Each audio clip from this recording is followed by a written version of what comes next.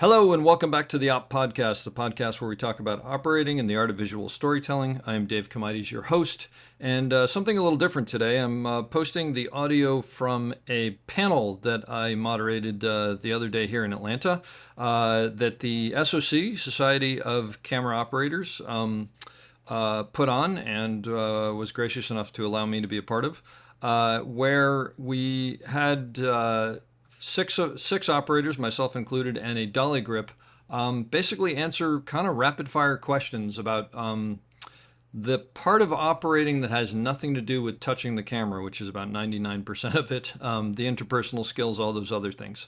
It was a really great event and some really great information that I'm happy to pass on to you. So without further ado, here you go.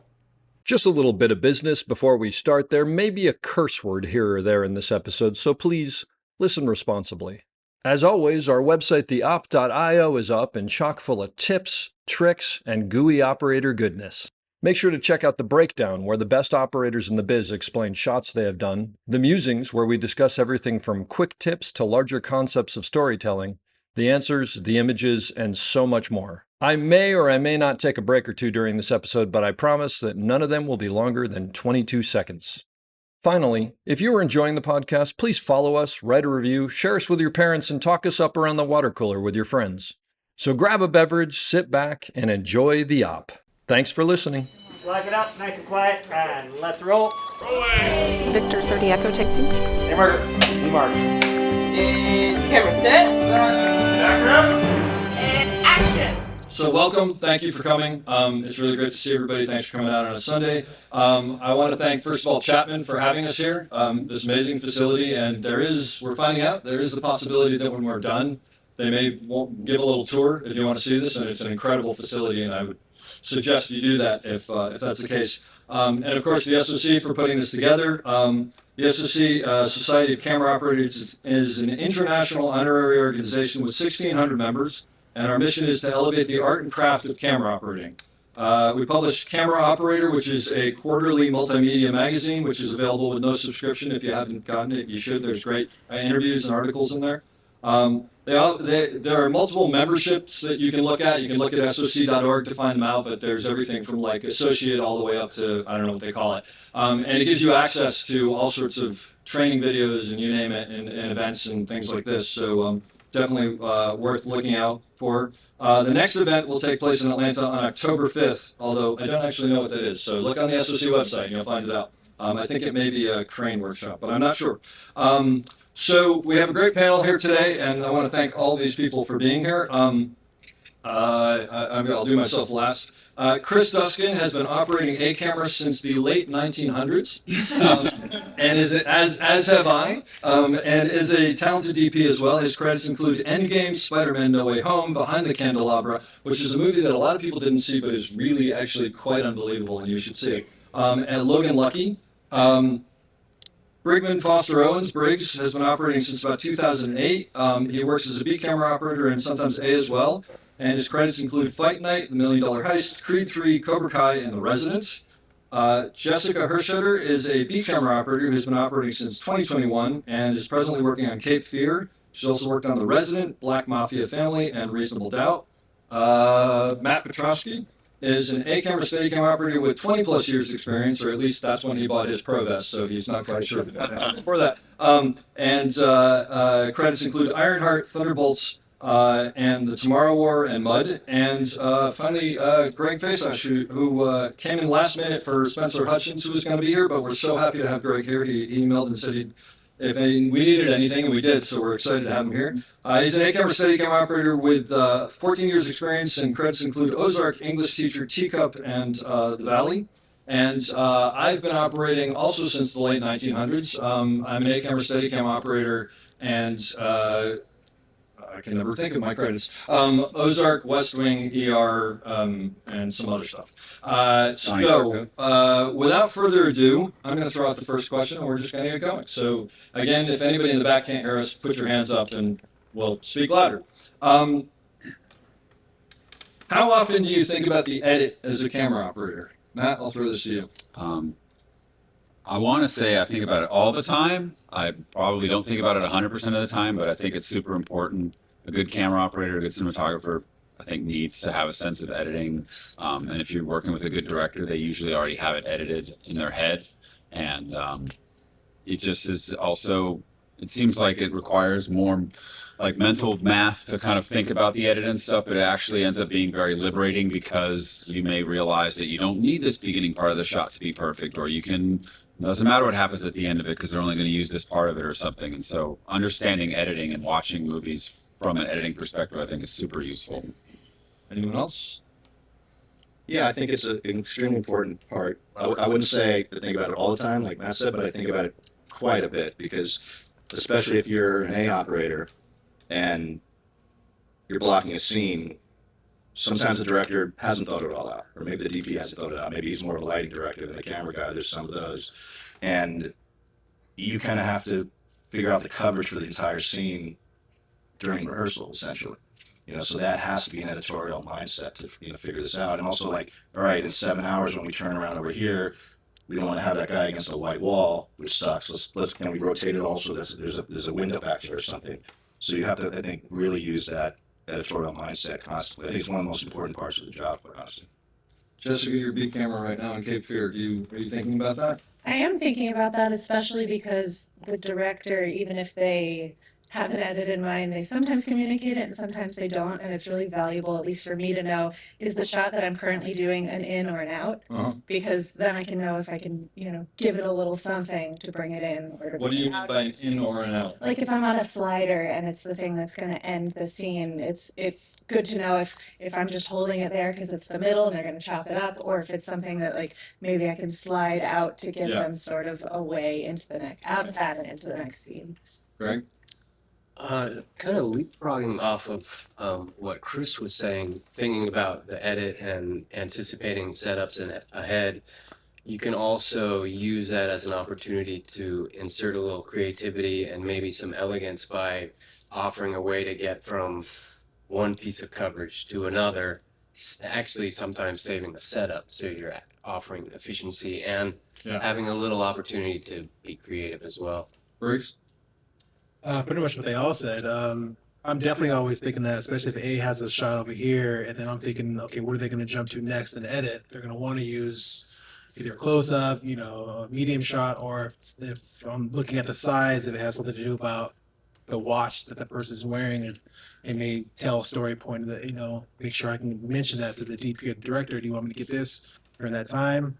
And then again, that will save a setup too. And definitely during like the blocking rehearsal, you're also going to see, like what Chris is mentioning, like we're shooting this way, but what does it look like when we turn around? Like we might want to shift them and just throw that out there, because sometimes DPs and directors they're so caught up in the beginning, the first shot, they're not really thinking about the other pieces of the puzzle, really. Yeah, I think the key is you don't assume that everybody has thought of everything, Right. because to me this is an industry of redundancy. So it's better for me to go, hey, do we need to cut over here at this point? And they go, no, it's covered here and we're going to cut it that way, as opposed to nobody says it and you miss it. And the other thing, especially in TV, that I was taught early on was assuming that they're okay with it, and I'll always ask if it's okay, to give them multiple ways to get into a scene, because you never know when a scene is going to be upcut and they're going to start in the middle of the scene or something like that. So once we've gotten 2 takes that are perfectly good and we're doing a third, I might go in and go, hey, do you want me to pull out from the fruit basket or something or whatever, and give them options.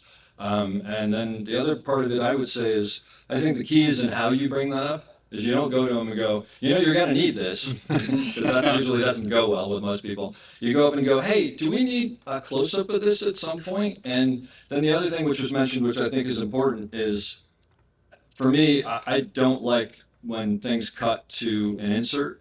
So anytime that's involved and it's on the shot list, as we're going along, I'll go, hey, at that point when he's putting the pen down, I could go tag that computer and come right back up to him. You want to see that? And sometimes it'll work and sometimes it won't. But I'm always trying to think about Yeah, and you make the insert part of the shot as opposed to like cut, insert, then back out again. And I'll tell you, some of my favorite things are when I'm on a show and I get a text from an editor who says, thank you, so you're giving us such great stuff. Because that to me means they have choices and et cetera, et cetera. One thing I think about when I'm doing the dolly is thinking of the scene before and the scene after. So, right, if we left that scene going right to left, where we're not coming left to right, things like that. So as a dolly grip, I'm always thinking that as the editor. On the last scene, we left going right. So I want to know when we come back in, I'm going to come in from left. So Exactly. Yeah. So you're thinking about those I think things. even too, like with camera movement, even if you have a director that knows what they want or something, like you're doing like a big crane shot for, let's say, a 2-minute scene, you can't have the boom up last 2 minutes. Like it'd just be imperceptibly slow. So like if you're going to open the scene with it, maybe that's like, you're high wide and you're coming into the scene. But if it may be the kind of thing where the scene starts in close-ups and it's really intimate and then just cuts back to a high wide and you see them as this tiny characters in the frame in a big space or something. And so like asking those questions, like where you want to be, can help inform. And even if they don't have the answer, maybe it makes them think about it. And then, you end up with something that'll actually make the movie or whatever. Well, I think the key is if you're gonna be a top-notch operator, you are thinking about the edit, and it may not even be that you're thinking about their edit. You're just thinking about an edit because you want to give them options, and then they obviously have their own ideas generally. So moving on, what preliminary questions do you ask the director or cinematographer to understand their vision or style for the project? Like when you got hired on, you're having that first meeting or that first phone conversation. What do you talk to them about?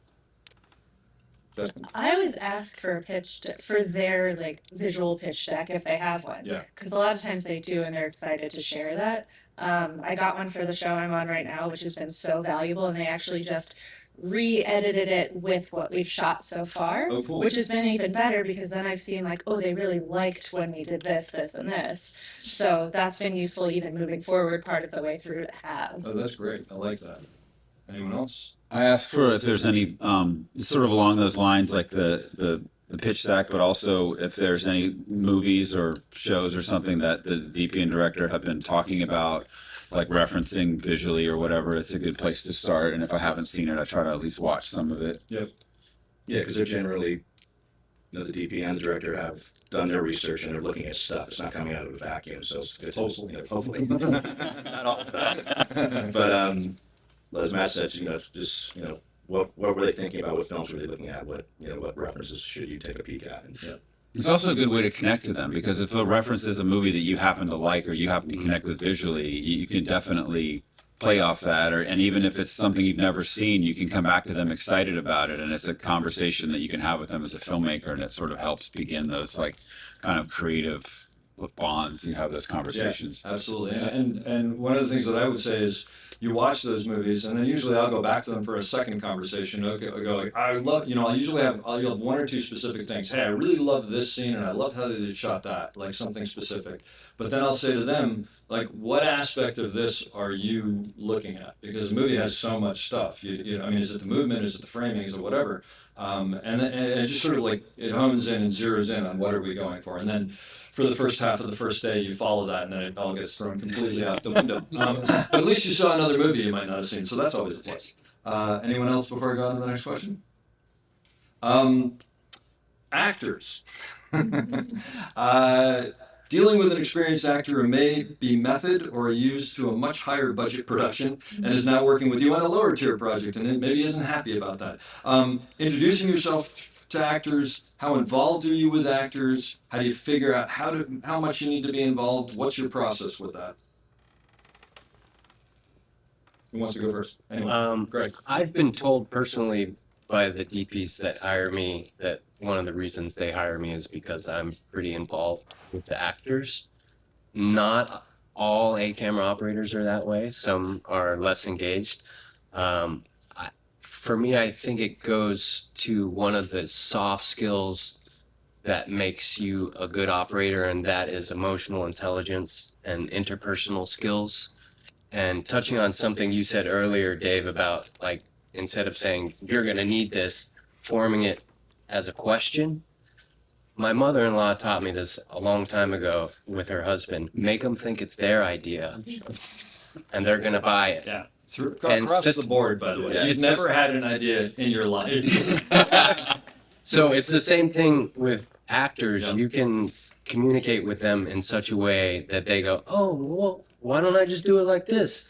And it gets them to do exactly what you were hoping it was going to do. the better relationship you have with them, the easier it is when you're, a foot away in a bathroom with them and it's feeling very vulnerable. So it's really helpful to have those close relationships so that they trust you. Yeah, it's really about trust with them, and gaining that trust because, like she said, you're going to be sometimes you're going to be 2, 3 feet away from them all day, so you have to kind of nurture those relationships and let them be aware that you're actually looking out for them and trying to make them look good, and then they're like, oh, okay, and then you gain that kind of trust.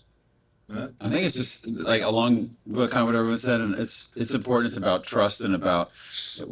It's very easy to forget. Like we get in our bubble on a set where we have all of these really like capable like artist craftspeople that all the specialized equipment and everything, and how that must look and feel to come from literally outside base camp wherever and walk in and like we may all just done another job together, we know each other, this and that, and it can be very intimidating. And so even for a seasoned actor, and so to try to help break that down, to show them that, hey, we're here to help you. And I try to do that too, especially if I'm on with like the hair, makeup, costumes team that's on set, to just get to know them. And back when it was film, I'd invite them over and say, hey, if you ever want to look through the eyepiece, to just see what we're really seeing.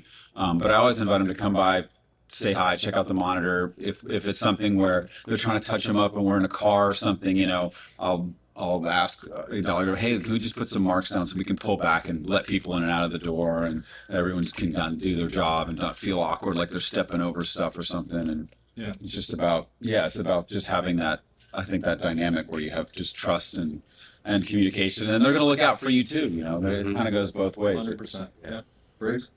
Yeah, I would say with actors, read the room. Like there's always a time and a gap when to introduce yourself or talk about something maybe they did something cool on the weekend. So after you build that relationship, just know when to talk to them, because they might be reading their sides, or they might be trying to think of their lines and pacing back and forth.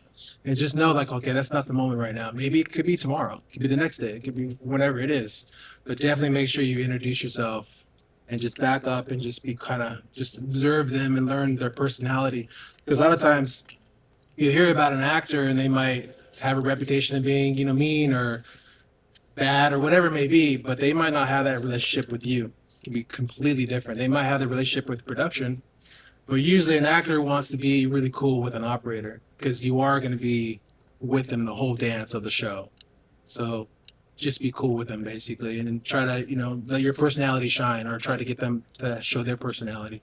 If you're working with a method actor, then know that they're being method and give them their space, I would say. Yeah, and the thing that you've heard everybody say is trust, which I think is so important, because to me, you are creating this safe little bubble, and there's honestly a lot that I do as an A-camera operator that's very sort of like protective, and trying to keep stuff away from them that isn't they don't need to deal with, and trying to make it as simple as possible. I have a thing on day one, usually day one. Sometimes if we have a hair and makeup or whatever, I'll introduce myself. I'll introduce everybody in my team so they know who they know who's staring at them and who the dolly grip is and who everybody, because they're going to work with them, and I want them to treat them like people and know each other. And I ask them what they like to be called, and I ask them do they like to know frame sizes. And the reason is because, first of all, it helps me because I have a little bit of information. Number two is I can immediately assess how we're going to get along by the way that they answer that question. And it's almost 99% of the time correct. And then I know how involved I'm going to be. And then one of you mentioned something about asking how their day was or whatever. The interesting thing is, you don't want to on day one go, hey, I'm Dave and I loved you in this and you were so great. What did you do when the waterfall came? Or what? You don't want to do that. You want to basically be like a spectator in the zoo. You want to go and say hello, and then you want to step back and you want to watch and you want to get all the information. And then 5-6 days later, when they are next to you off camera and they're not doing anything, you may go, hey, how was your weekend? I hung out with my kids. Oh, you got kids? Yeah, I had my kids in softball and whatever. And suddenly, like, you're a person as opposed to whatever. I'm also very careful about asking how their weekend was because I don't want to go, hey, what cool thing did you do that an actor does or whatever. But you start to actually make that interpersonal relationship. And then when you are in that bathroom and you're 2 feet away from each other for 6 hours, it makes all the difference in the world, because they will give the performance that they need because they know they can trust you, and you can do what you need because they know that they can trust you. So it makes all the difference. I'm also always careful to give a why. Like, hey, can you put your weight on your left foot because that way I can see you better, Yeah. as opposed to just here is my request. Yep. Like, this is how it'll help move the scene Yeah, forward. it's actually interesting you say that, because a lot of what I found that I tend to do is I tend to give what I'm trying to achieve and let them come back into it. It's like, I'm trying to find you over in front of the window, which is a little bit to the left. Oh, I could just throw my weight over here. Could you? That would be fantastic, you know? But it's the same thing as giving the why. It's like not just going, hey, can you put your head higher? It's like that doesn't work so well. So And then when you build that trust, you know, they can help you out as well. It's like, hey, you're killing us on that stand up. Yeah. You're just jumping out. Can you just take 10% off? They're like, oh yeah, sure. Yeah. Because they're not really thinking of that. They're thinking about their performance. Yep. But when you build that trust, it's a real working relationship. And that's actually when all the magic happens. Is when you don't have that, it's just a slog. But when you have that, it's just the best thing in the world. It really is. It really is fantastic. All right, moving on. You can see the day is falling behind. What do you as a camera operator do or do not to affect that, or do you just go screw it? It's not my problem. I mean, how do you get involved in that? Good craft service. Good craft service. Anyone?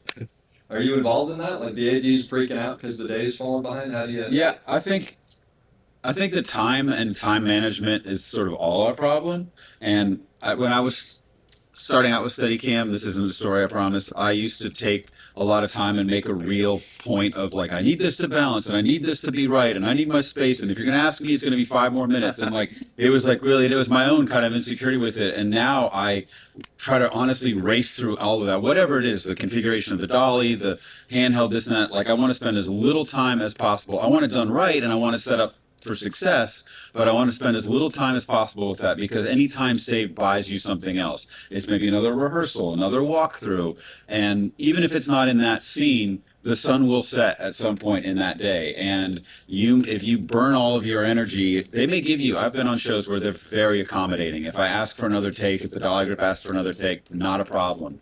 But you have to like weigh that, because it will eat up some chunk of time in the day. And if you know you're going outside for magic hour work and you're going to need that time or that rehearsal time, you kind of have to kind of account for that. So even if I'm not talking to anyone about that time specifically, you know, I'm trying to think about that. And if we run into a rub with it, or if I get some, you know, people, oh, we can put this down, or I can do this floor, this or that, or whatever, I'm like, let's just keep this simple, because when we get outside, we're going to need this half an hour.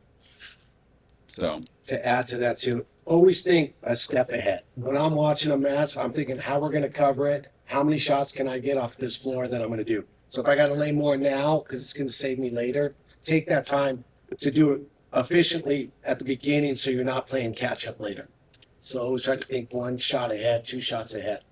By the way, you know what? I apologize, because Easy showed up from Los Angeles. He's an amazing dolly grip, and he happens to be here. So this is the guy who keeps answering these things, which is fantastic. I should have a chair, actually. I didn't introduce him, but yeah.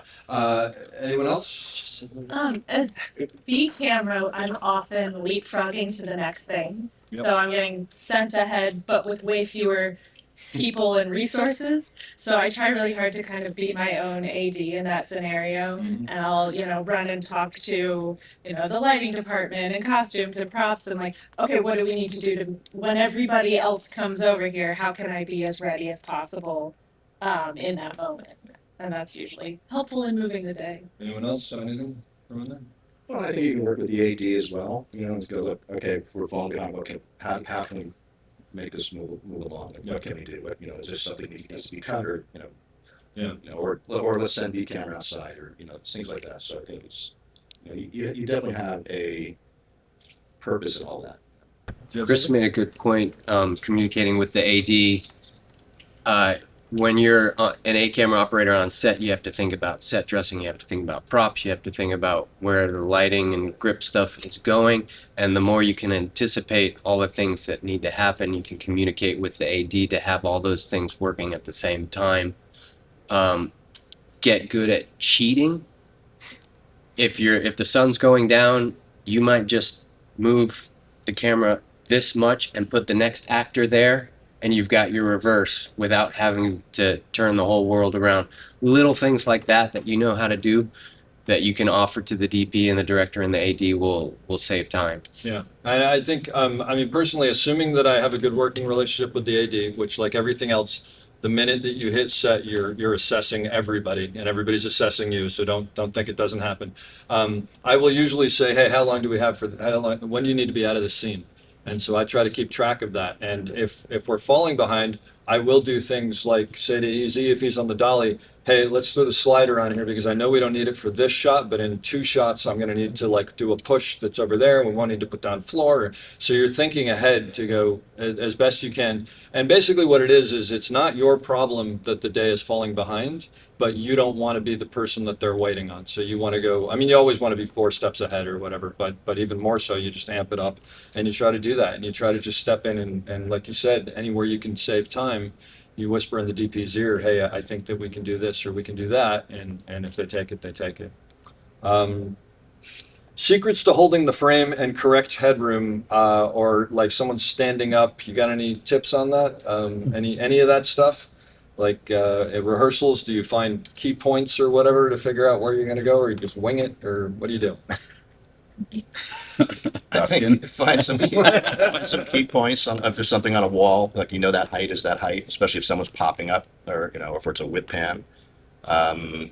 Certainly rehearsals, if you can get them, help. And again, a communication with the actor is really important. That's where the thing is like, hey, dude, you're rocking out a frame. Can you just take off 10 or 20%? And generally, they will help you. So I think things like that are really helpful. A lot of times with that, if you explain to the actor how tight the frame is, they'll understand how hard it is. And show them because it's vanity. Or because it's a close up like that. Or I literally show them, and then they're like, faster. "Oh, it's my face on screen, 40 feet high." And exactly. Yeah. And I'd love to show it. Yeah. And that helps a lot. Anyone else tips on any of that? Yeah, it does help because if they're being really emotional on a tight lens, you're gonna actually lose some of that performance. Yeah. Because the camera's so erratic, and if they know that, they will want to take some off on their own without you having to ask them because they want their performance to read through. Yeah. I mean, and one of the rather than asking the actors to do something different, one of the things you can do is go, hey, I'm this tight, and you just stand up, and I really want to make sure all that's on camera, and then they'll hopefully put the rest in there. But there are things like find a point on the wall where they stand up and the headroom is correct, and honestly forget about the stand up, and when they start, you just go and you go to that, and they'll be there. And then the other thing is I mean, you get better and better with headroom and things like that, but land it. Don't land it and then correct, and don't do the old, just land it. And if someone goes, why was that headroom? And you're like, I was going for like a Picasso, make something up. But then do it better on the next one, and have the right piece of equipment. If you're not good on the wheels, put the fluid head on, and if you're better on the wheels, put the wheels on, but do the right piece of equipment. And I think those are some of the keys. Pay attention to actors' tails. They all have tails when they stand up. They're sitting in a chair. Some guys will grab this. Sometimes their legs are uncrossed. They're gonna cross them back this way. When I'm watching rehearsals, I watch all of that so that I know when they're getting up. And they're usually gonna tell you. And that's a good note, because on day one, I will start to watch the actors do things like standing up, even if that's not something I'm going to be doing in the scene. I'll try to assess what they do, because there's some, who will lean forward and stand up, and some who will push off the chair, and they'll do it consistently without even knowing. So then when the time comes, you're ready for that. And it's learning their body language, and even when I was a focus puller, it's really important. Some people stand up, like you said, and they'll do this and then stand up, or they'll just shoot straight up, and they generally, those traits will be, that's what they do. It's not going to change. So, as you assess that over time, and it takes a little bit of time, maybe like the first 4 or 5 days, then you kind of figure out this is how this person moves, or they hit their mark, their feet are on the mark, but their head's a foot in front of it, so or the opposite. So it's just really kind of observing. Yeah, landmarks are good. Like we're talking about, like references within the frame, even just for finding like frames that you come into blind. Like you have a frame and someone's going to walk in from a door or whatever. Like once you get your headroom and everything set, you want to be able to get back to that, and so you put yourself in a position where you know what your frame is, even if it doesn't have the person in it.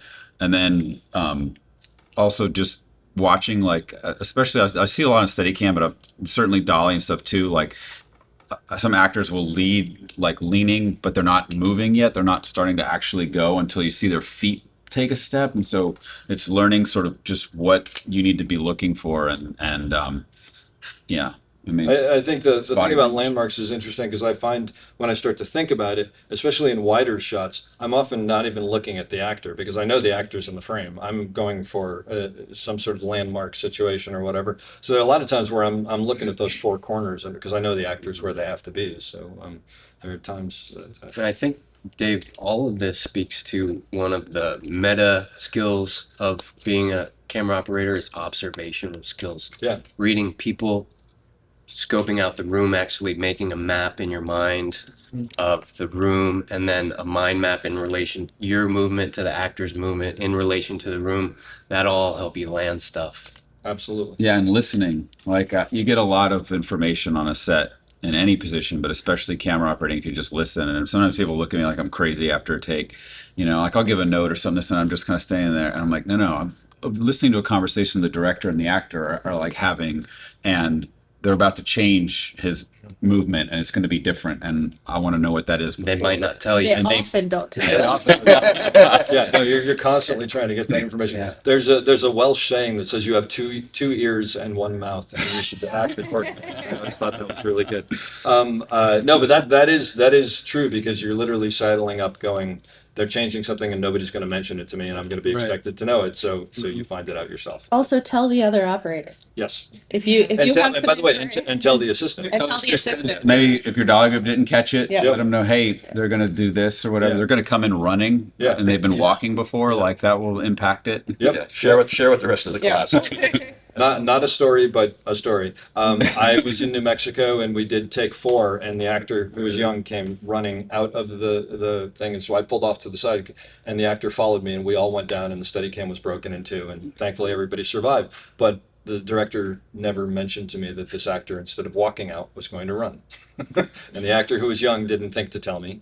And when I started to do this, just assumed that the shot had changed and came at me. So yeah, these are important things to relate. Which, yeah. This is kind of an odd question, but how vocal should you be on set? Read the room. Read the room? So Yeah. does that mean be quiet or?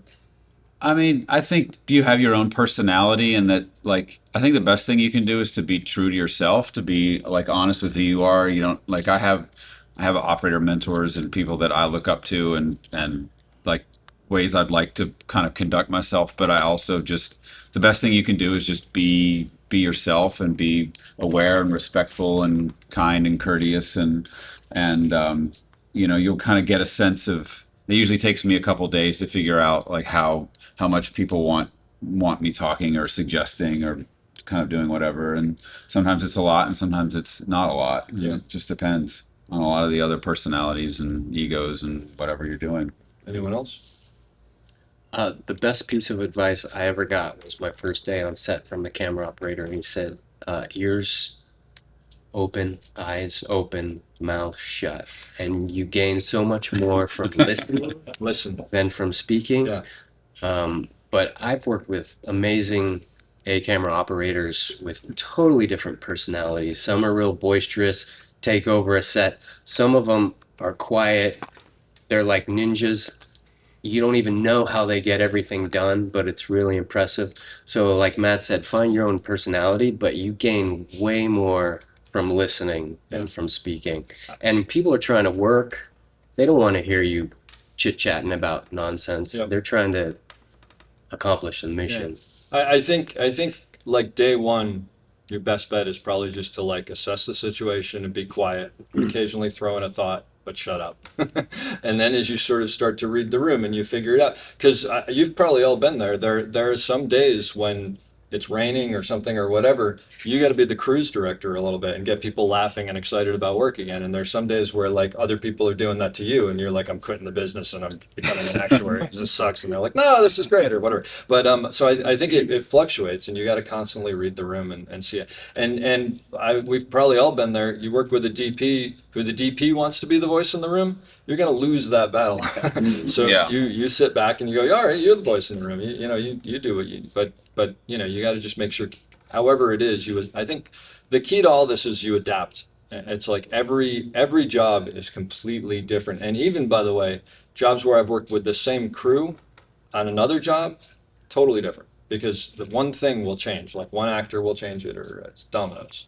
So does anybody else on any of that? I mean, I think too, it's tough, especially when you're starting out and sort of establishing yourself. You want to build like I called it like your operator voice, and so like you want to like work on that and prove that like you understand that this is going to be edited and you understand how the gear works and this and that. But really like just being quiet and listening, but also thinking all that stuff and having a plan so that when you get asked the question, you have an intelligent, thoughtful response. Yeah. Then people will know pretty quick that like, oh, okay, cool. Like he's actually been paying attention and is really useful. And I think that brings up another thing, which is when you're beginning operating, and when if you make the jump to A camera operating, where you're sort of driving the bus more, you want to make statements. You want to give information. You don't want to go, well, it was sort of. I mean, maybe it was. I don't really know. I mean, I guess like we could be like nobody has any confidence in it. It's I need another one because I clipped it. Yeah. Right. Or no, it was great. Shot was. Let's move on. Everything was people- great. I ruined the stand-up. Yep. If you're not going to use it, we're good to move on. Yep. If you need it, I'll do better next time. And actually, someone once told me that your answer should be 5 words or less, which isn't always possible, but people just want information. They want fast information from you, and they don't want wishy-washy because they don't know what to do with that. They need to know what the answer Yeah, is a shot good or is it not good? is. It good or is it not good? And my favorite is always we need to go again. Why do you need to go? We just need to go again. Trust me, we could go right now. What was wrong with it? If we could just go again, and like the AC completely buzzed it, but you don't want to throw him under the bus. Dave, tell us why it was bad. It's just like, well, I don't really know. Or it's like, well, you cued them wrong. I don't want to say that out loud, but if you're making me say it, so yeah. Anyway, and by then you could have done 2 more takes. Exactly. And whatever. How do you're an operator? You're an up and coming operator. You aren't working, which of course nobody understands in this business. Right. What do you do in your off time to get better as an operator besides operating? Are there things that you can do? Are there things you can practice? Thoughts? I think it's watch films. Yeah, or be a watch filmmaker. TV, and because like you said, it's be a filmmaker, and look at films and what do you like about it? What do you like the framing? Do you like the operating, the lighting, whatever it may be? How it's cut? Is that shot a oneer? That's awesome, or how whatever it may be, because that's information, and that's you're basically just translating that on another project somewhere. So look at great photographs and do you like the lighting? Do you like the framing? Read stuff. And anything that gives you knowledge, it's about storytelling, essentially. And take photos, even if it's with an iPhone. Yeah. Anything that keeps that practice of framing up when you're not working. Yeah. Anyone else? Visualize scenes. Even this right here, I'm visualizing where my operator would want me to put my dolly as we were doing this. If this was a scene, always anywhere you're at, I always visualize scenes. So I put them into cinematic mode. Wherever I'm at. Briggs, you got anything? Pretty much what Easy was saying, like visualize the scene, or like what Jessica was saying, like you may have kids, cousin, wife, and whoever, but if you're out having dinner or wherever, the kids running around the park, just take out your phone and like practice a little move or do whatever it is, because not only is it going to be valuable later to look at later, as looking back at the future of your kid or whoever growing up, but at least you have a good, solid, content and not like something vertical, something legit horizontal. Movie making in your hands. It's interesting too. I've got 2 young kids now, and so there's like most of my photos are like little kids and the dog. And there's a ton of them, and I'm trying to like curate them because other family members, grandparents, whatever want to see them. And I want them to be nice photos, and I want them to be good. Sometimes I'll take 10 photos of like the same sort of scene or something. And I've had this experience now where I keep coming back to like 9 times out of 10, the first picture that I've taken is the best one. And it's about like just trusting your instincts. And then you start to get into the weeds with like, oh, well, this is that, or I'll move around here or whatever. And so it's the goal for me now when I'm doing that is to just get it. And even if I take a couple of pictures, I want to go back and it's like to reinforce that, because it's the same thing on set. It's trusting yourself. It's like knowing like, yes, this is where I want the lens to be. No, this is supposed to be a little lower, a little higher, whatever. And you kind of have that now with the iPhones, like you're saying, like you have that feedback loop. So Yeah.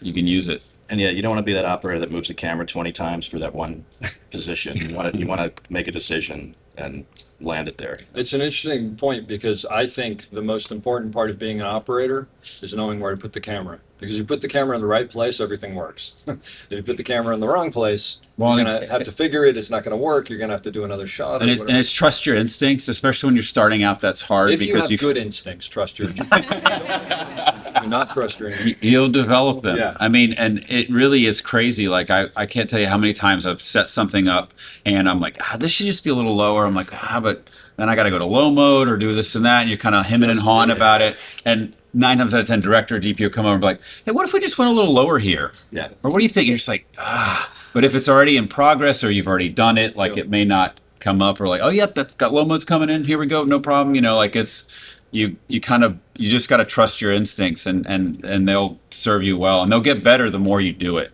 But like if you're wishy-washy or you're kind of just trying to think, what would they want this? I mean, obviously you want it to be within the visual grammar that the director, DP, and you have established for the project you're on. But like, just you can defend something that you approach with conviction. But if you come to it like sort of half-hearted and unsure, that will read.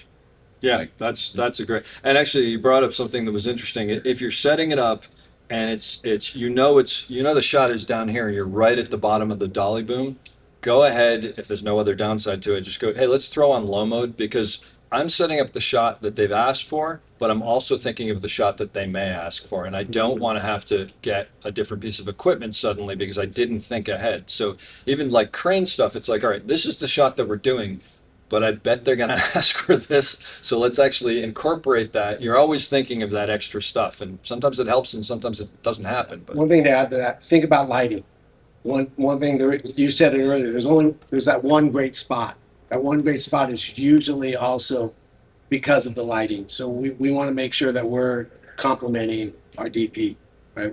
We don't want to get the one in trouble. We don't want to be the one that yell out, why are you putting a camera there?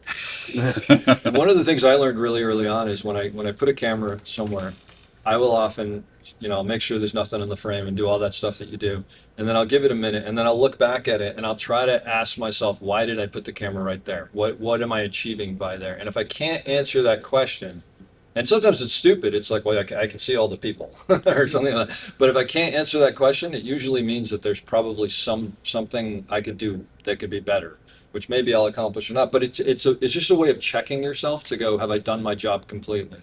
So I think you're constantly assessing that. And even when you're doing the shot, sometimes you're like, God, I should have been lower. I should have been this. But the thing that I try to keep in mind is like, the movie isn't going to have those two shots side by side and say, Dave wanted this one, but he didn't do it. If it works, it works. It might. So at the end of the day, that's what it is.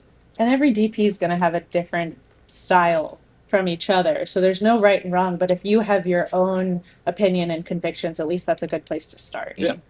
And you want to give them good frames, like cinematic frames. Like I was on a shot recently where it was like we matched it. This is the distance that we were on the other side, the closest. But people's bodies are different sizes, so you may be this far away from, this guy, but then this woman is really petite, and you need to be a little closer, or she just feels really small comparatively. And you're thinking about how they're going to cut back and forth. But we just had a frame, and it just looked kind of odd. And I was like, well, we just need to push in a little bit. And then I went too far, and I came back a little. I was like, this is a better looking frame. And folks was like, we're a little closer here, and like DP comes over and all stuff like that. And I was just like, this is a nicer frame. I was like, we can back up. I just think this looks better. And everyone's like, yeah, it looks better. Okay, great. Yeah, because you can have like you said, an actress that's like 5'1" and 100 pounds, and the guy across from her is 6'3" and 240. Yes, it may match, but it's not going to match. The feeling matters more than the numbers do. Exactly. That's exactly right. Yeah. Dave, before we move on, yeah. can I reference your shirt there? Your comfort zone will kill you. That's my main practice outside of work is I find things to make me uncomfortable and to push myself and put me under pressure, because you're going to be put under pressure as an A camera operator in a lot of situations, and you won't have a choice but to execute. So the more you can do that outside of work, the more you trust yourself in those moments, and you trust your decisions, and the less you'll hesitate. Yeah, there's a very zen thing that goes on. I don't know about you guys, but I often will go to that point of like, well, it's been a good run. This is probably the last shot I'm ever going to do because I'm going to get fired, but I'll give it the best I can. And I also know, like, if you've ever had this, like on the wheels, I've been operating on the wheels for 35 years. I will get on the wheels quite often. And as we are rolling, I'll look down and I'll go, I have no idea which way is up and which way is down. And you don't want to do that. And so you're sitting there, and then I realize that if I just go, I wonder if I let the dog out and the shot starts, I'll do it. So sometimes you actually have to force yourself to get outside of your head to do the job and just go, I have the instincts to do this and it's going to work, and just trust. And hopefully. I also think, like, I sort of jokingly say this on set, but if I'm comfortable doing a shot, it's probably not a good shot. And it's not 100% true, but it kind of is. There's, like, if you're putting the camera somewhere you're comfortable, it's probably a very ordinary position that you see every day in life. And the things that are more cinematic and more dynamic are either a lot closer to someone, closer to a wall, down low, down high, like in a different position. And those are often, like, you find yourself crammed in a corner next to the other camera, like, for whatever reason it is. And it tends to make, like, a better frame. Like, it's just, being okay with being uncomfortable with it. And I don't want to confuse it with not setting yourself up for success. You don't want to put yourself in a position where you can't execute the shot because you've twisted yourself around and you can't make the pan now, or you can't see the monitor or the eyepiece or whatever.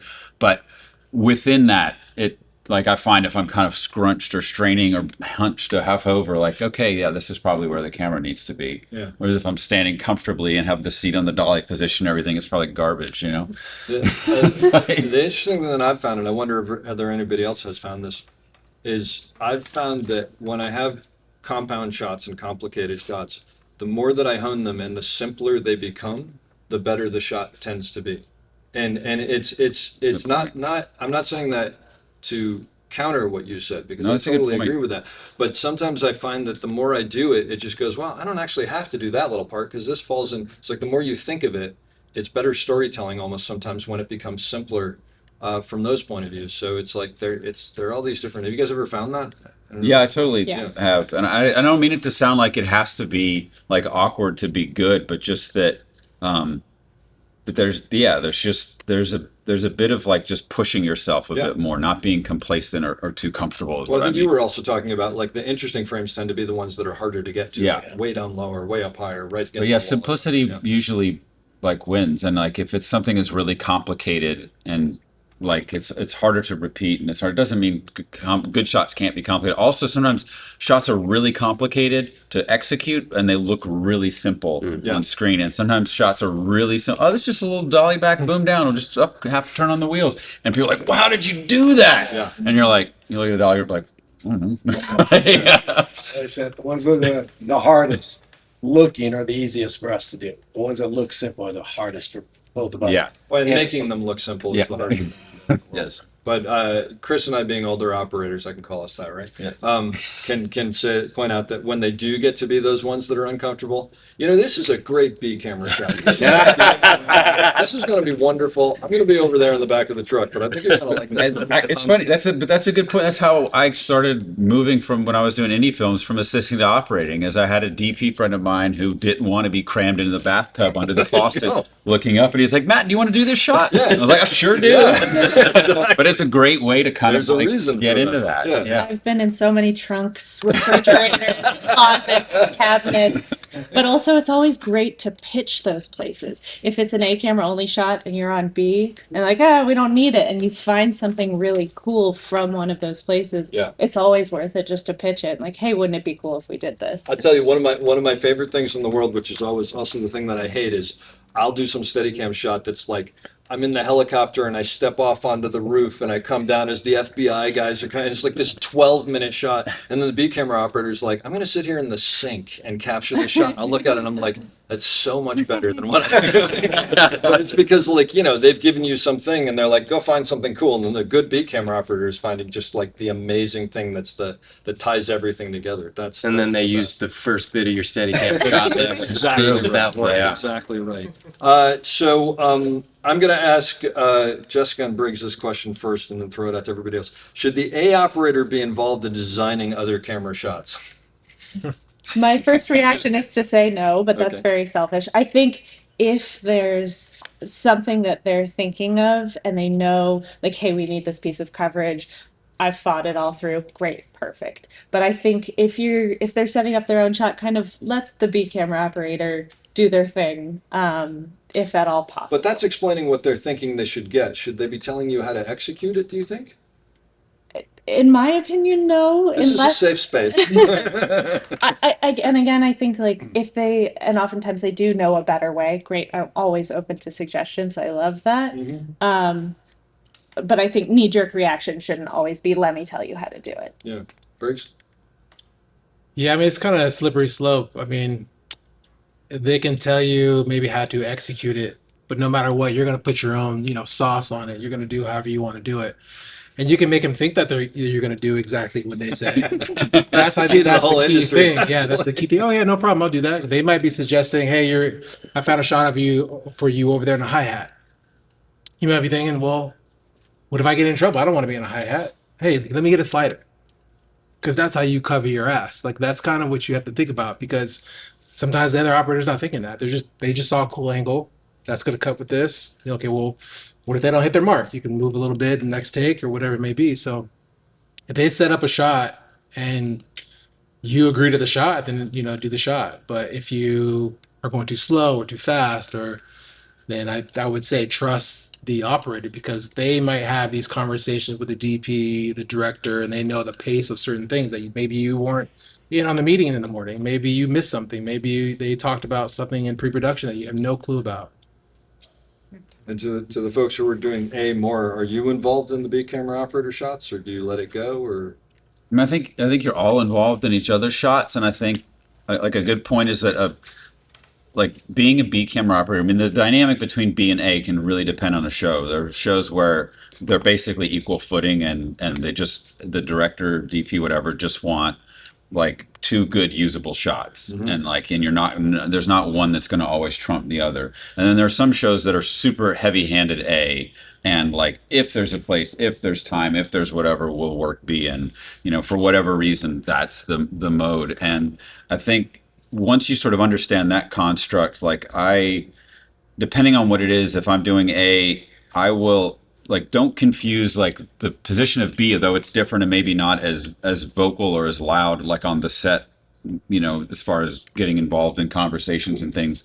Like it doesn't mean those conversations aren't also being had between like the A and B or A, B and C operators or whatever, and you want to sort of work in tandem and work together. And B and C dolly grip, same thing. Like you guys are all everyone's supporting everyone else, and like being a B operator or B dolly grip or whatever doesn't mean being weak or not good. Like actually quite the opposite. Like you want someone who's amazing, who is strong and who is confident, who you can have them come in and like you're not afraid to let that shot be important, or let also like if I'm working with a relatively new B operator or something, or someone who's new to me, I will at the beginning of the show make a point of like I may suggest something, but not to tell them how to do it, to just say like, this is a low thing.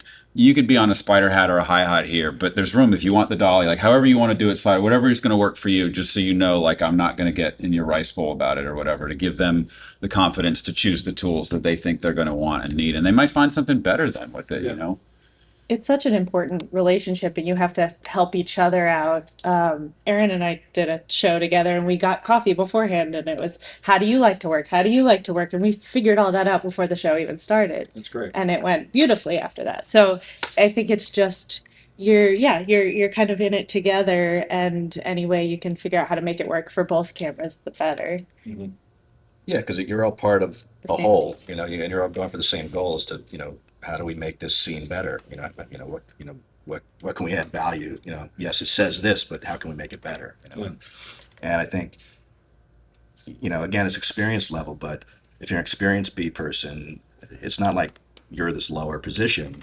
You're in a real integral part of getting coverage that the A camera's not getting, and saving time. And often a harder shot, like for you, for the focus Absolutely. puller. I mean, Yeah. like you may be on this wide static or whatever or something, and then or just some little crane up or whatever, and B's got some complicated dolly move on a long zoom that's got a bunch of different points and like hidden focal length changes and all this stuff, and like that's a harder shot to execute, and like you're given a little less time and a little less whatever for it. I had a thing. It's a story, but it's not a story. I was doing Entourage, and that whole show was handheld, and I was doing B, and we had this one scene where the director really boxed his day into a corner, and he had like 30 minutes to get this 5-page scene. He really screwed himself. And I watched a few of the rehearsals, and like he told A camera what to do, and he looks at me and he's like, "I don't know what you're gonna do." And I go, "I'm gonna get you all your coverage." Is what. And he went, "What?" And he walked away, and we did 2 takes. And one take I did some coverage, and the second take I did the other coverage, and we got the entire scene in 2 But takes. again, going back to the beginning, because you were thinking about the edit, Correct. right? Yep. I Yes. mean, that's especially B camera. That's what you're doing. Like these are like, I may blow this entire take, but this 20 seconds is going to make this entire shot work. Yeah. And I've done so many shots on B where I'm excited about it. It's gone well, and the DP comes over and like, I wasn't watching. How was it? Yeah. It was great. You'll see it Yeah. later. Don't worry. Yeah. And actually, so that's a good question that I'll segue into. You're doing a shot, and in the middle of the shot, an elephant walks through the background, which is not in the movie, and they cut. Do you mention it, or do you assume that everybody else saw the elephant, or what do you do? Man, it's changed. Like with film, you definitely mentioned it because you were the only one that had the real view of it. Nowadays, like even as good as these new eyepieces and onboard monitors are, like people are watching in bit tents and really like fancy $30,000 screens and stuff. And so you hope they see it, but the reality is they're not looking for it. Like your job as an operator is to, you know, is to see all that stuff, and again, that's part of too. Also, like the A B like C operator relationships. Like I mean, just philosophically, I feel like if you treat everyone like with respect and are inclusive and everything, when you miss something, someone else, if they catch it, is going to kind of, hey, did you see that thing over there? I'm like, oh God, no. When did that? I didn't know they put like craft service there, and they're like, right in the middle of your frame. You're like, how did that happen? And it's like, kind of just I don't know. I think you have to speak up, but again, it's read the room. Yep.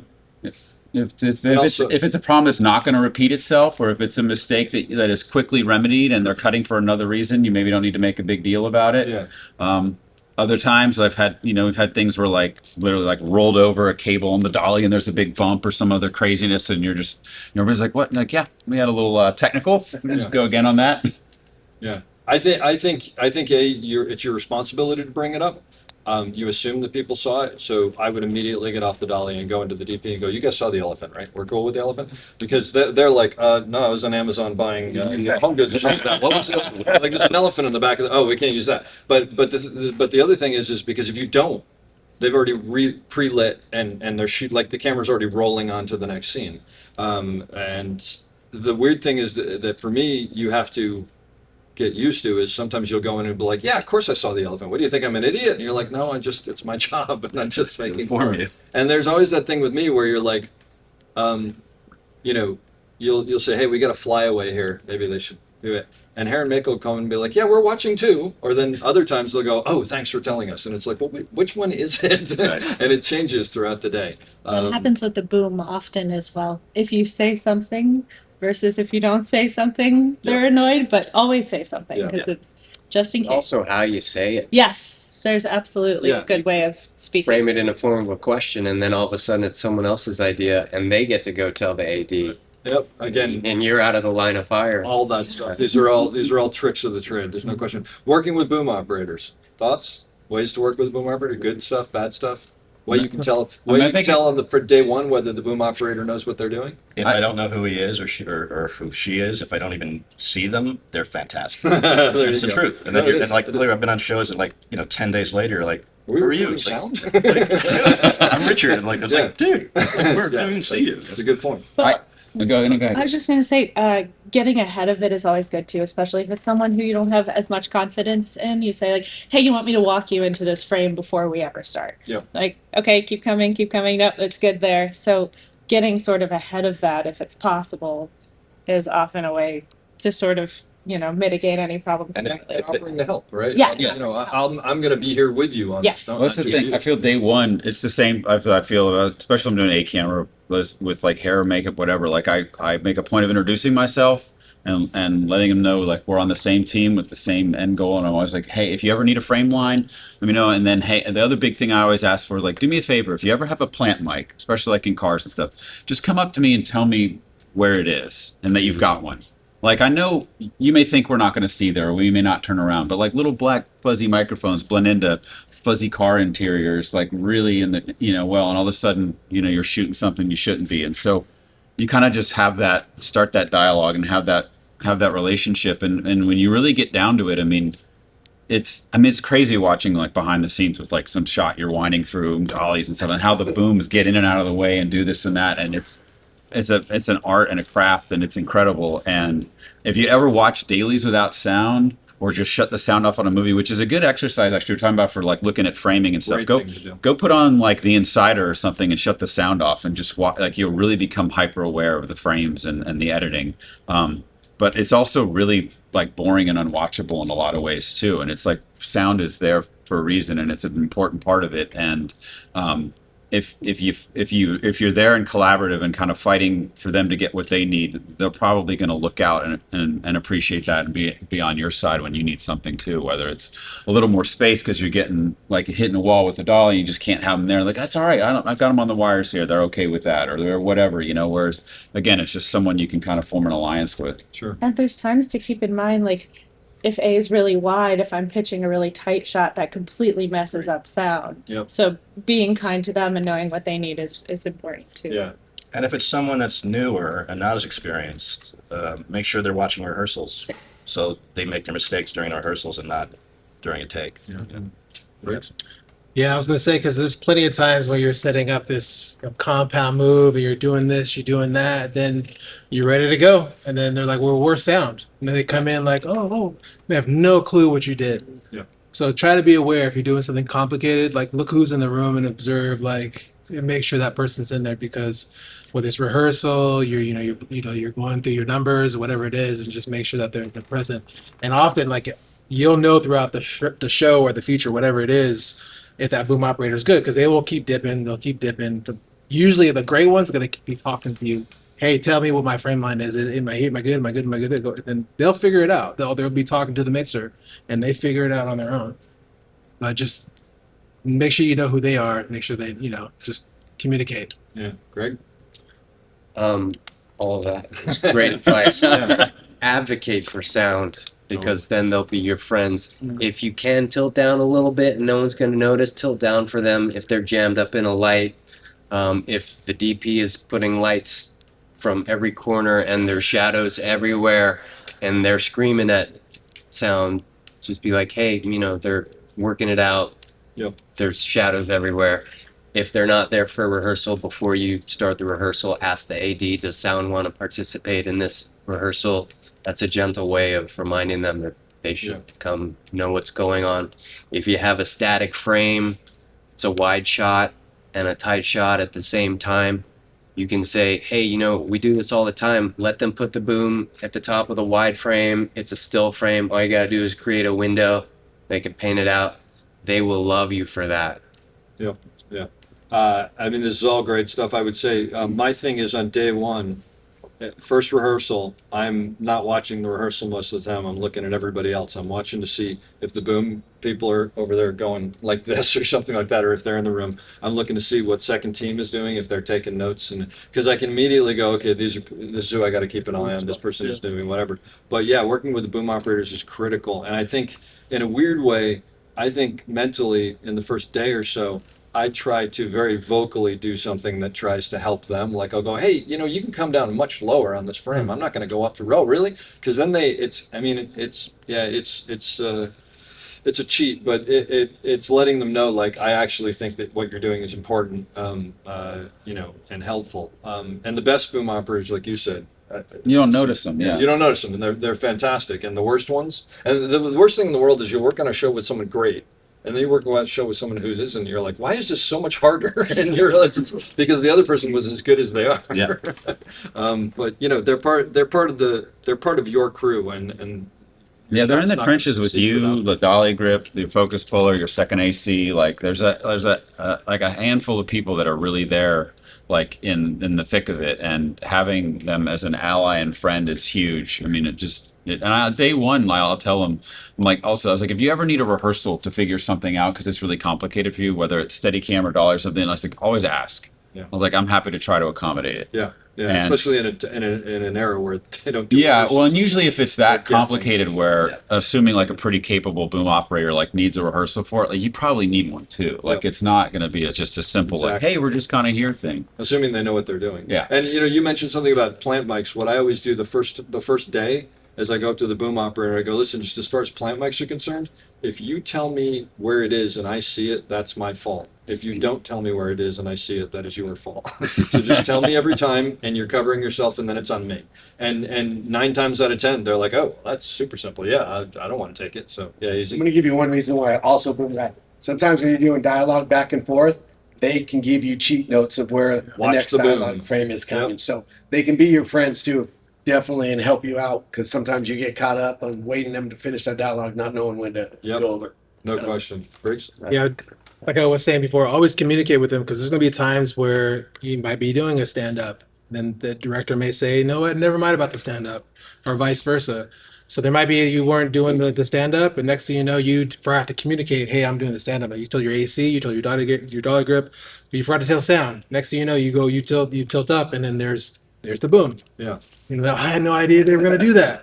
And then next thing you know, they're not that cool with you after that, Yeah. especially if you do it more than once. And by the way, if that happens, afterwards you go, I screwed you. So, yeah, I'm it's so my sorry. fault. Yeah, I should have told you. I didn't tell you or whatever. And on the flip side, take 3, the other boom comes in and starts standing next to you.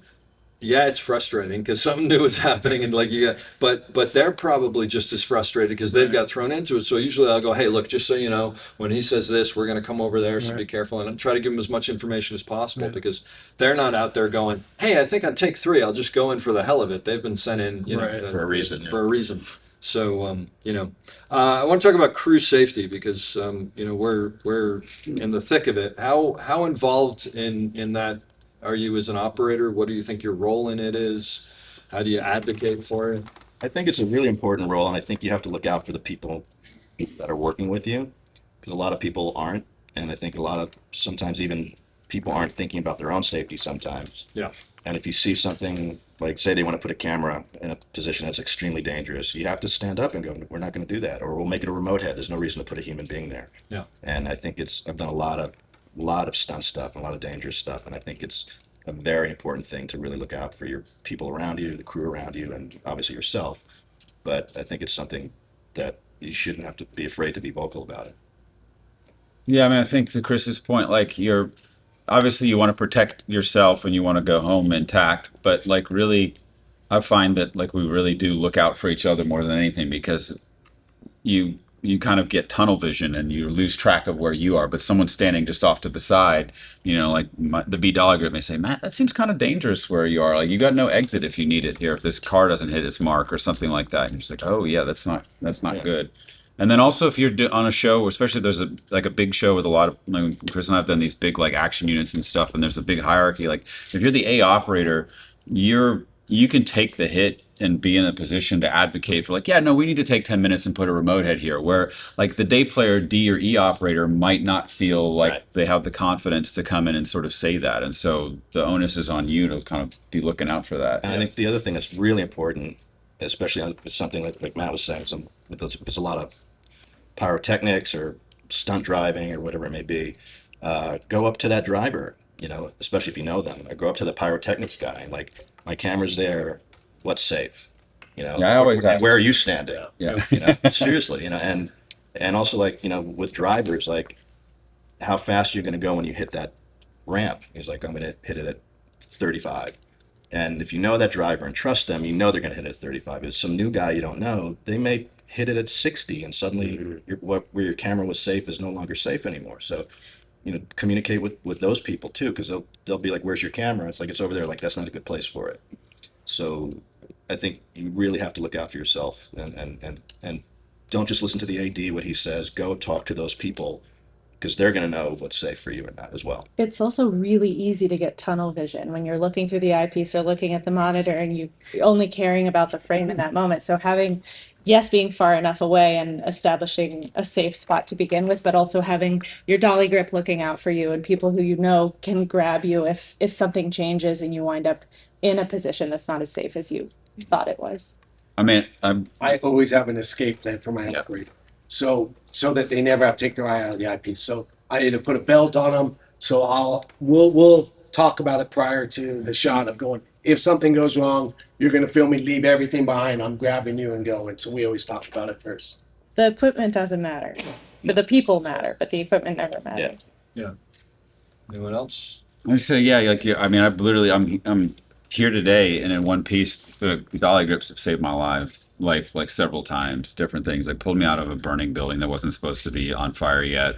Like pulled me out of the way of an oncoming motorcycle. The stunt driver veered too. He had an escape plan, but like we'd done a shot, this complicated choreographed thing, and we were on one lens, and you program yourself for it. And as soon as we changed focal lengths, I put myself in the wrong position because I'm thinking of a different frame, and all of a sudden I'm like in the line of fire, and you just really, And then I'll see what Dave said, like talk to anyone, talk to the armorer, talk to this pyrotechnics specialist, talk to the stunt driver, talk to the stunt coordinator. Like you can also get a lot of information about like where a better angle or a cooler shot or what's gonna, like they might have this idea of this is going to be a great thing, but then you talk to the guys that have done the test on the effect and see this now, but actually over here this might be kind of nice or low, and it'll be in backlight and it'll be whatever, and everyone's like, oh yeah, let's do that. Yeah. I think these are all great. I mean, I think especially as the A camera operator, you have to advocate and you have to be willing to take the hit, because sometimes you have to go, this isn't safe, and a lot of people are going to be upset at you. The way I try to best get around that is when you are setting up the shot is not the time to bring that up. When I read a script, I circle things driving. House explodes, whatever. And I, ahead of time, start talking to people. How are we doing this? What is the plan? Are we getting a remote head? Whatever. Because if you have the ability to do it safely ahead of time, when you get there on the day, there's no problem. It's when you get there on the day that things happen. I would be very careful of people who say, oh, we do this all the time. And you're like, really? You have 4 fingers. I'm not too comfortable with this. But I've heard that so many times. And it's like, my uncle smoked all the time. It didn't work out well for him. Like all the time is not the answer. And I think that, part of being a camera operator is going, I'm here to advocate for the people who I have asked to put me here, my dolly grip, my AC, well, AC is now 40 feet away, but whatever, anyone else, the second AC who's slating, any of those things, I think you have to take that hit. And I also will always say to those people, hey, I can get tunnel vision and get excited about this shot. So if you see something I'm doing stupid, tell me or call it out. Like, we're all in this together and we all have a different viewpoint. So I think all those things are really important. And the big thing with stunts, especially, that I always do, but the weird thing is I think sometimes the things that aren't stunts are more dangerous when they can go wrong. I mean, Definitely. if you look at sets, they're inherently dangerous. If you look at a dolly, and we're here at Chapman, they're fantastic. But if something were to be in the wrong place, the crushing power of that dolly is pretty impressive. I've never heard of anybody having that problem, but it's just like we work around big machinery. So I always sort of go, okay, I understand what's happening if it goes right. What is happening if it goes wrong? And that's always the big concern for me. And one of the things that I've gotten into more recently with big stunts is I actually don't have my dolly grip on me to pull me out. I ask for a stunt person to. And I go, there's no reason, that is your specialty to understand what this stunt is, and I would rather it be on you than on my dolly grip, who is fantastic, but why am I putting them in this situation? Let's limit it as much as possible. And but I've had myself saved by dolly grips numbers of times. Too.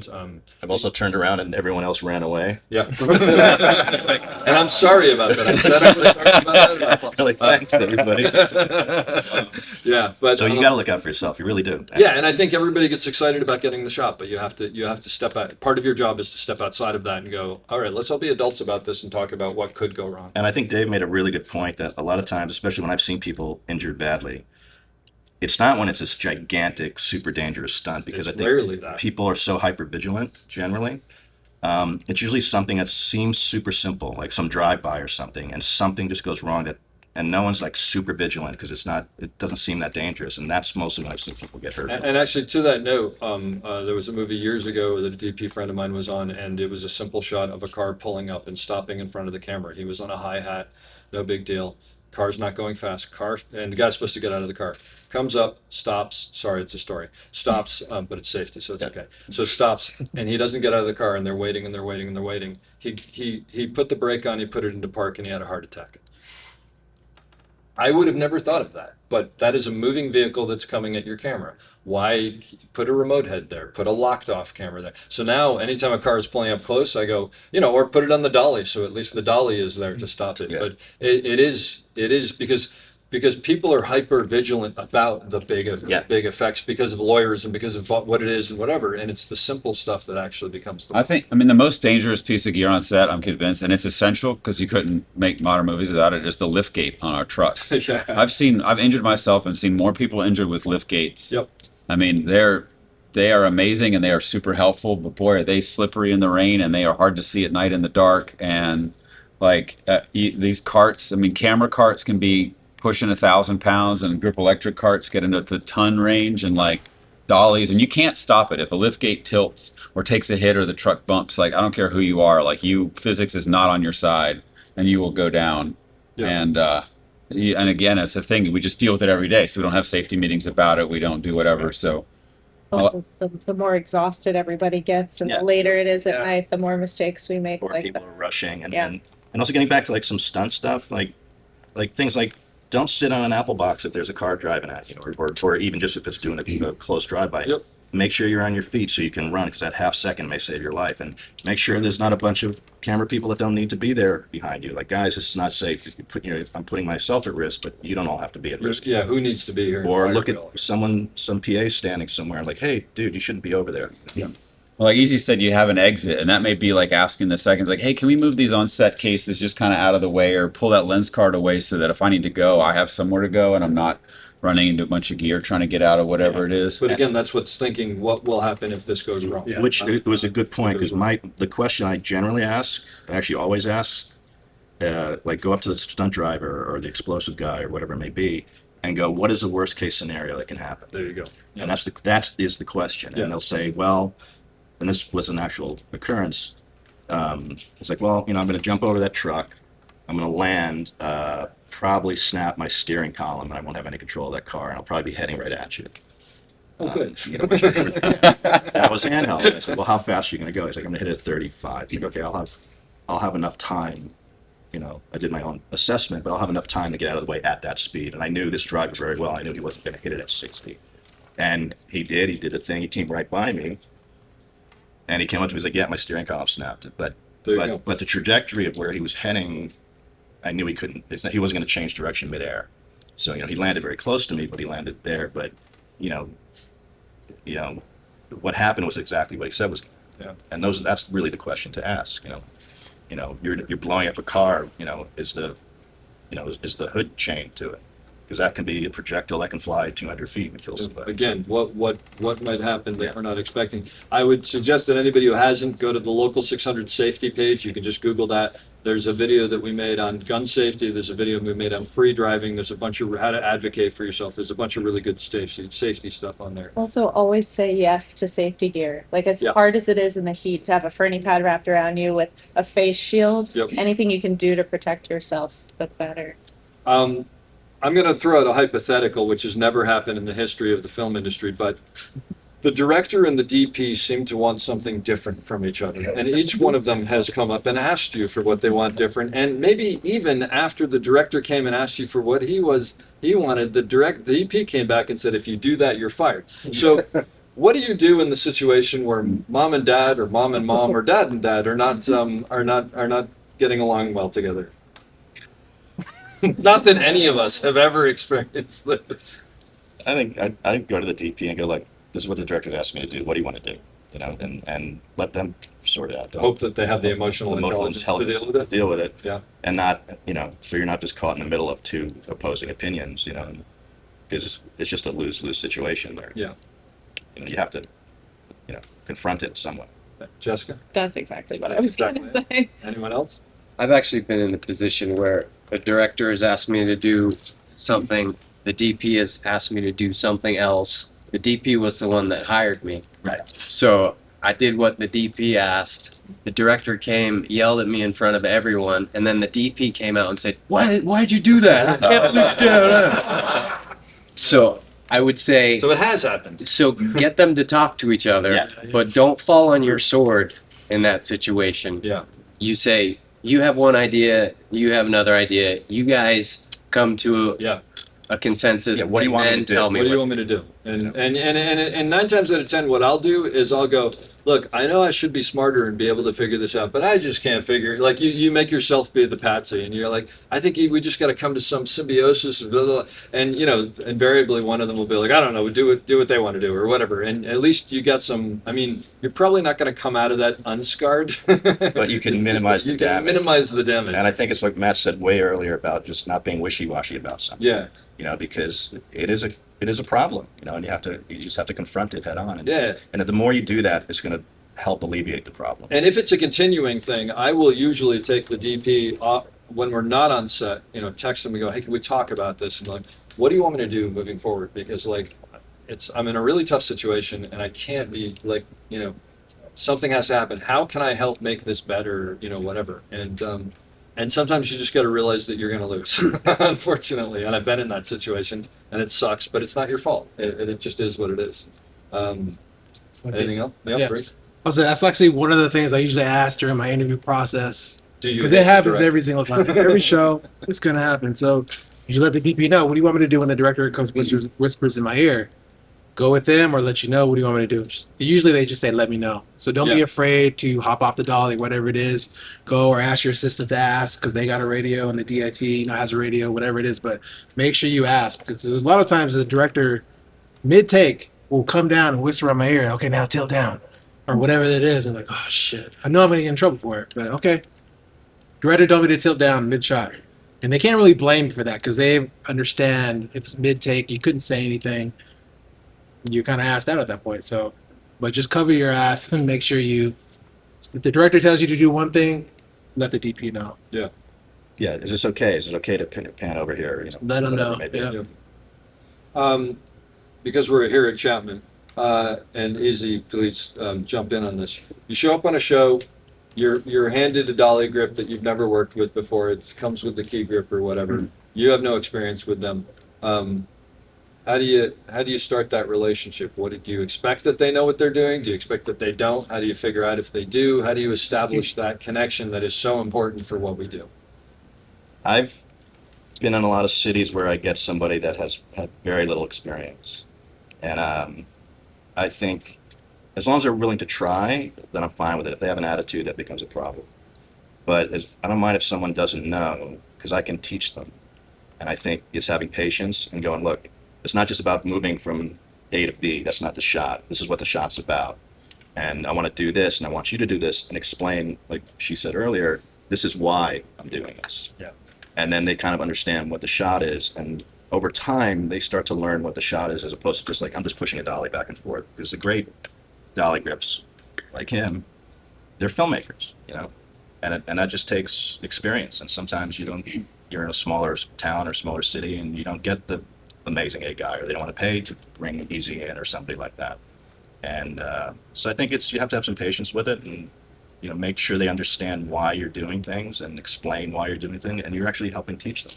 I've done that. I did it in Chicago, and by the end of it, he's like a great dolly grip in Chicago. Yes. Well, I assume that they do know because it's good going in that way. But if they don't, simplifying moves can happen and adding sliders can happen. But like you said, I mean, I've watched dolly grips get better from the beginning to the end of a show, which is cool to watch. But yeah, open communication, talking through why we do the things we do. And if you need a couple extra rehearsals in there, that always helps. Mm-hmm.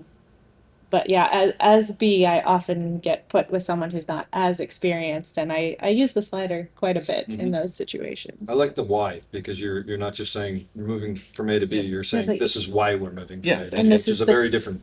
Right. Yeah. And they start to understand. Yeah, it's storytelling. What you're thinking. What this is all about. The dolly grip really is like another camera operator, and like a good dolly grip, like they understand filmmaking and the coverage and editing, like Easy was saying, and all this, and. But even if it's a new dolly grip or someone who, at least if they have the right attitude about it, like, and they want to learn and want to do great stuff, like you can work with that and just explain, like Chris was saying, you kind of teach them and show them. And actually, I had a situation where it was just that. I went into a small town, like the production was being super cheap, wouldn't bring anybody. This guy literally pushed me off the track 4 times on the movie. But I had to pick. It was when I was choosing. They're like, these are the three guys you can have. He was this young guy, but he like wanted it. He was so into it. He like came from a family of grips. His like uncle was a key grip. Like he like wanted to be good, and then I worked with him like 4 or 5 years later. He moved to New Orleans and he was killing it. I mean, he was like, he had taken it all so seriously and was really good. And like, it made me a better operator in a lot of ways because I had to articulate why we were doing a shot. You know, this car drives up here and I was like, look, I was like, if we're pushing it, I was like, and if the car stops and we're still moving, I can't fix it. And we're standing out there with egg on our face. I was like, if the car drives up and we've already landed 2 seconds earlier, I can kind of pan a little bit on the geared head and bring it in and kind of feather the move and make it look like we're still moving and landed. I was like, but the best thing is that if we just land together. And I was like, that's hard to do because we're human and the person driving the car is a human.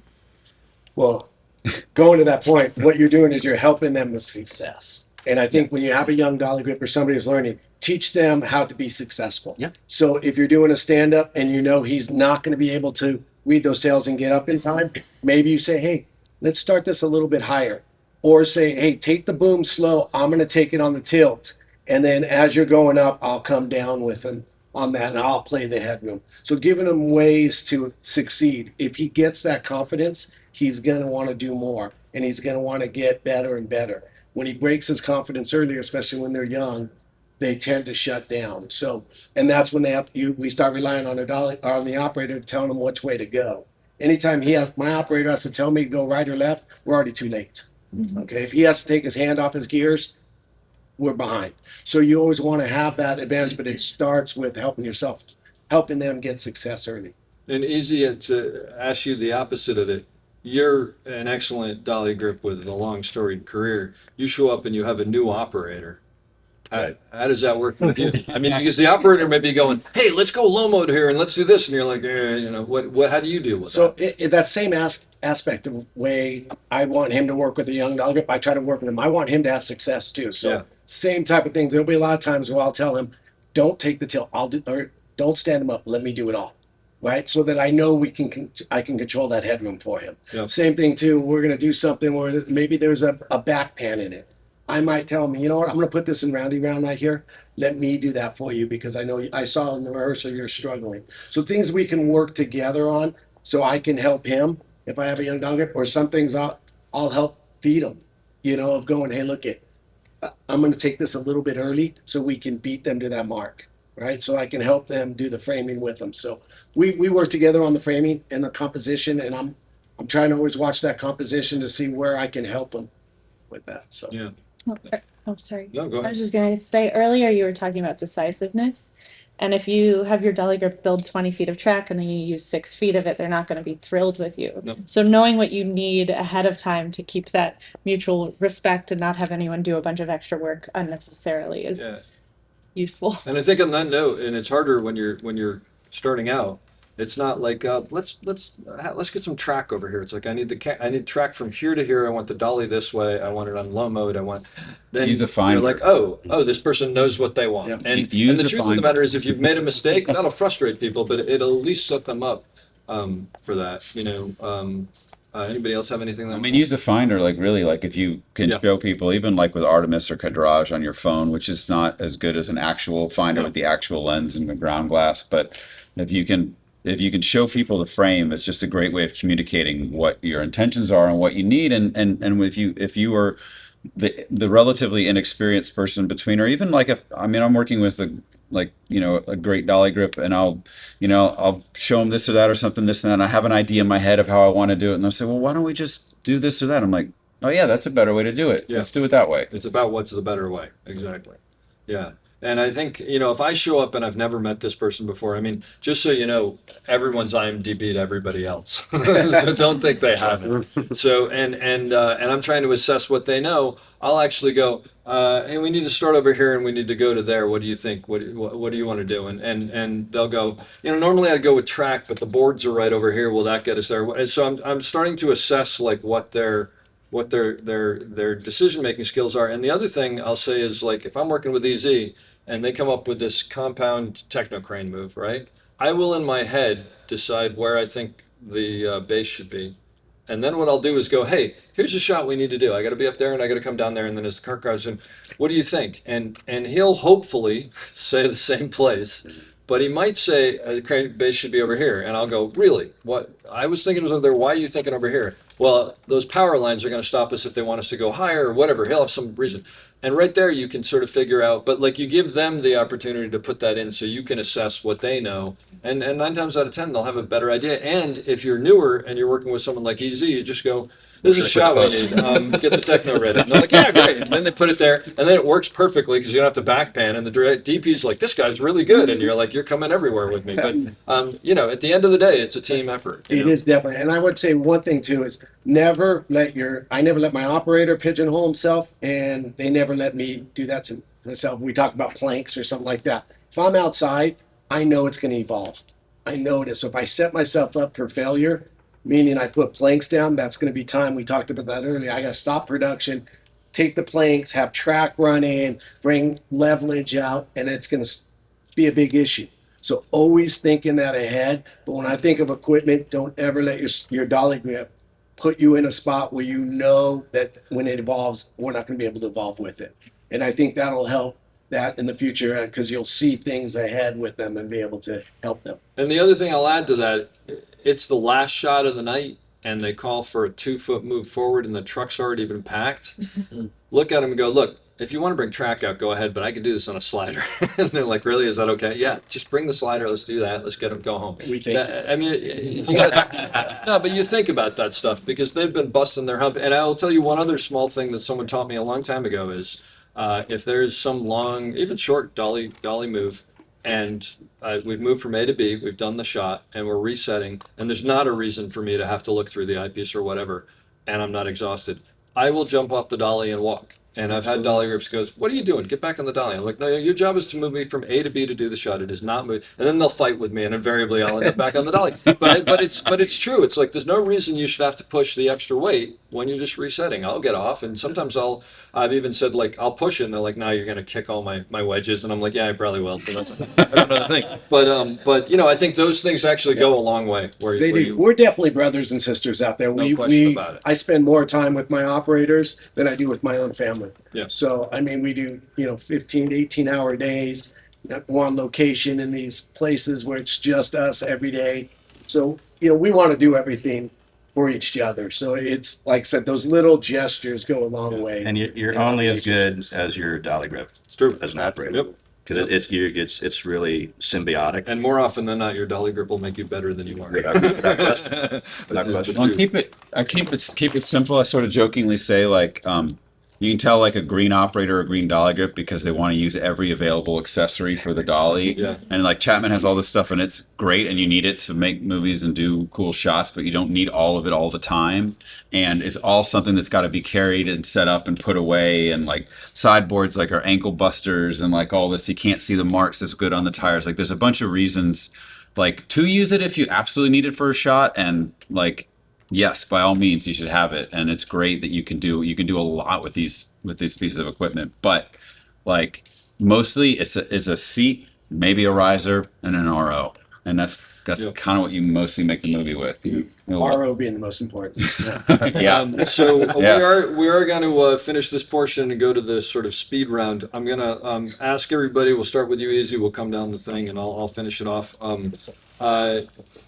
Advice for someone getting in the business today on how to succeed. You can go anywhere you want with that. To me, it's art. It's the love of the art. I mean, no day you hear it, right? Work is not work when you love it. I can honestly say that about filmmaking. I love it the same today as I did 30 years ago when I got in. So I just keep your love for it, and you'll never get tired of pushing yourself to new levels.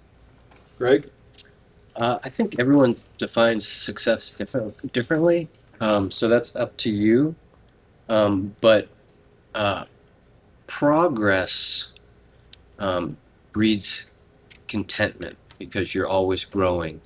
And when you're always progressing, you're always getting better at everything you can, the success will fall into place. You never actually know where the road is going to take you and how success is going to materialize. So if you just work on things that you think you need to get better at, things that are your passion, everything else will fall into place and you'll be a happier person instead of trying to chase something. It's more about building something within yourself, and that kind of magnetizes success to you as opposed to feeling like you're lacking or you're behind or I should be getting this when someone else got it. That's never going to bring success to you. Nice. Briggs? I would say don't be afraid to fail. If you're working with an operator that has way more experience than you, watch that operator, learn from their mistakes, what worked out, what did not work out, talk to that person. Especially if you see it not working out, ask them later, like, what happened? And they'll break it down to you, like why it happened. And you're going to hear everything on the set with the DPs yelling or whoever's yelling at each other. You're going to learn from that mistake so you know what not to do and not set yourself up for failure. I would also say don't be too picky in the beginning of your career. Like work on almost everything. As long as you have a camera in your hands, you're going to learn from something. You're going to pick up something from somebody that's there that may have more experience. And a lot of times on the independent level of things that you're learning and trying to do will help you succeed later on these bigger shows that some people are not thinking about how do they get out of a certain situation. You're going to go back to that independent world. Oh, I can do that. I've done this. And also speed on the independent level will help you out later in some of those, areas. Good. Matt? I think like stay passionate and engaged because that will come through, and like kind of building on what everyone was saying, it's like don't, like a kind of keep that hunger and everything. Be honest, be kind. Like we're all like humans, like making movies, about people, for people. Like the human element is important. And the thing I really wish I knew when I was like so obsessed with wanting to be like the consummate filmmaker when I was young. And I wish I had gone off in my early 20s and spent 6 months just like in Europe, just going around when I, out of college and don't have any overhead or expenses and things. And which is really, and you can, like, I try to apply it. It's just to be present, like get out of your screen, go like enjoy life, see things, go to a museum, go out in the world, go on a hike, like just all that stuff. It make like more life experience will make you a better storyteller and a better filmmaker and probably a cooler person to hang out with on set. Yeah, totally. Relationships are so important in this industry. Not only is it how we get our next job, but we spend 14 hours a day with each other, and coming in with a good attitude and caring about each other is so important. I'd rather hire someone that I want to spend more time with than maybe someone who's a little bit more experienced.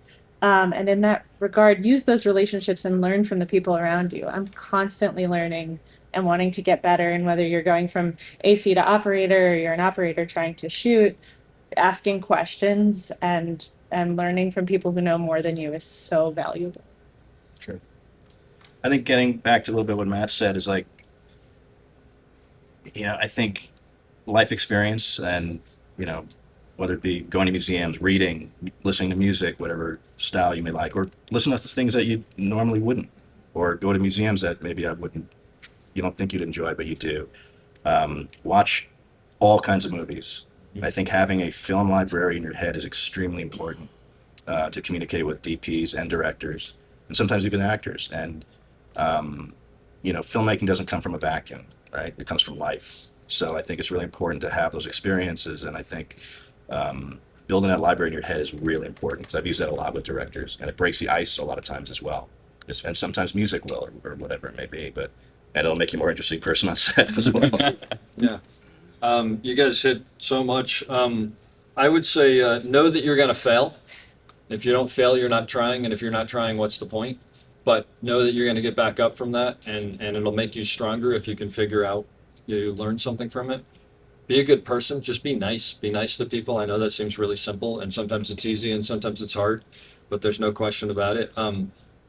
Remember that you're not a camera operator, you're not a dolly grip, you're not a first AC, you're not a director. You're all storytellers. And one of my favorite people to work with, Tommy Shalami, as a director, once said, I don't want to work with 200 crew members. I want to work with 200 storytellers. And I totally, completely agree with that. And so I think if you put yourself in that mindset, the camera operating just becomes natural because you're telling a story. Art no question about it. Go to art museums and look at Renaissance art if you want to learn about Lighting. operating and lighting and why did they frame things that way. Take pictures.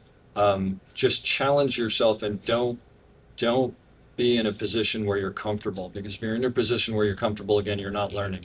And this has been 35 years and I'm still learning constantly. And I'll leave you with this one thing, which is Chris Chulak is a great director that I've worked with, often says the star of the movie is the movie.